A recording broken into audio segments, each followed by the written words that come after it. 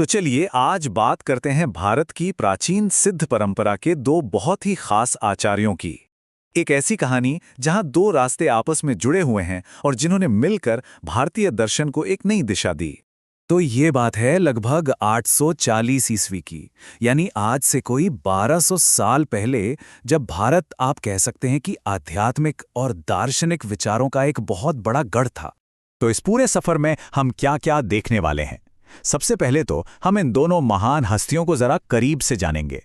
फिर हम समझेंगे कि इनके बीच ये जो गुरु शिष्य का खास रिश्ता था वो कैसा था। और आखिर में हम इस बात पर भी गौर करेंगे कि इनकी विरासत, मतलब इनकी जो सीख है, वो आज हमारे लिए कितनी मायने रखती है।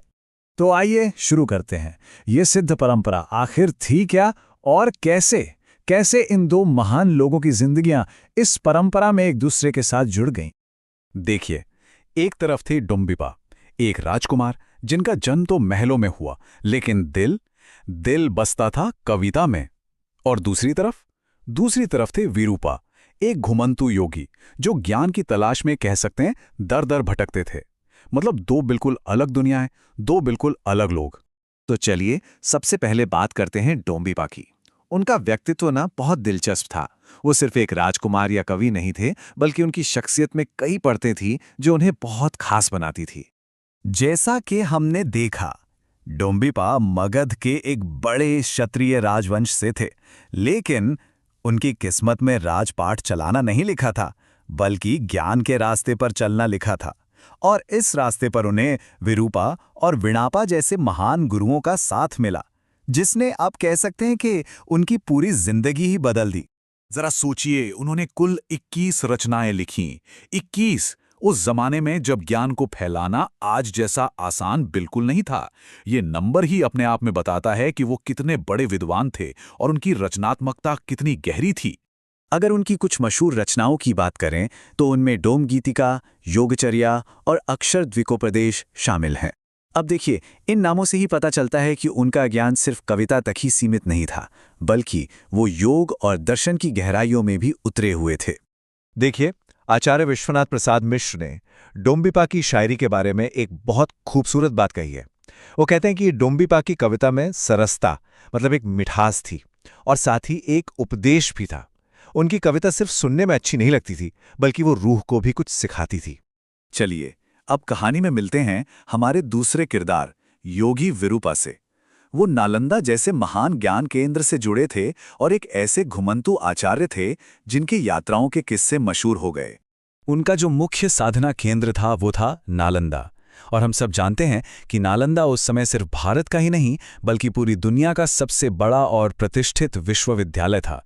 तो उनका वहां होना ही अपने आप में उनके आध्यात्मिक और बौद्धिक कद को बताता है। लेकिन विरूपा वो मठ की दीवारों में बंद कर रहने वालों में से नहीं थे। उनकी रूह तो ज्ञान की तरह ही आज़ाद थी। वो एक सच्चे घुमंतू योगी थे जो ज्ञान की तलाश में और उसे बांटने के लिए दूर दूर तक का सफर करते थे। उनकी एक बहुत ही महत्वपूर्ण रचना का जिक्र मिलता है, जिसका नाम है योग दर्शन सार। अब जैसा कि नाम से ही साफ है, ये किताब योग के गहरे फलसफे, उसके जो मूल तत्व हैं, उन्हें बहुत ही सरल और सटीक तरीके से समझाती होगी। तो अब कहानी उस मोड़ पर आ गई है जहां इन दो महान हस्तियों के अलग अलग रास्ते एक जगह आकर मिलते हैं, और यही वो पल था जिसने इतिहास बना दिया। तो ये रिश्ता था गुरु और शिष्य का। विरूपा गुरु थे और डोम्बिपा उनके शिष्य। ये रिश्ता उस प्राचीन परंपरा को दिखाता है जहां ज्ञान किताबों से नहीं, बल्कि सीधे एक गुरु के दिल से निकलकर शिष्य के दिल तक पहुंचता है। अनुभवी योगी विरूपा और जिज्ञासु राजकुमार डोम्बिपा, यही वो कनेक्शन है जो इस कहानी की जान है। तो सवाल ये उठता है कि इस अनोखी गुरु शिष्य जोड़ी की विरासत क्या है? मतलब इनकी सदियों पुरानी कहानी से हम आज क्या सीख सकते हैं?